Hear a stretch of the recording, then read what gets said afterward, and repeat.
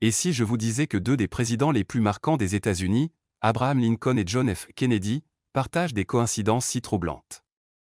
Qu'on croirait à une boucle temporelle? Accident, non, date, assassinat. Rien ne semble les séparer, même dans la mort. Vous pensez que c'est une légende urbaine? Attendez de voir ça. Abraham Lincoln est élu président en 1860. John F. Kennedy, exactement 100 ans plus tard, en 1960. Tous deux ont été des défenseurs des droits civiques. Lincoln abolit l'esclavage.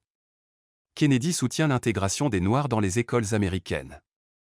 Lincoln est remplacé par Andrew Johnson, né en 1808. Kennedy est remplacé par Lyndon B. Johnson, né en 1908. Encore 100 ans d'écart. Lincoln est tué par John Wilkes Booth.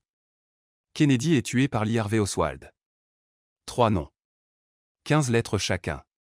Lincoln est abattu dans un théâtre. Son assassin s'enfuit et est capturé dans un entrepôt.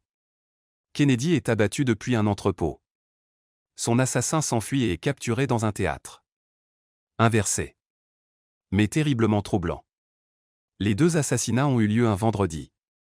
Et devant leurs épouses. On pourrait penser à un canular. Pourtant, chaque coïncidence est vérifiable.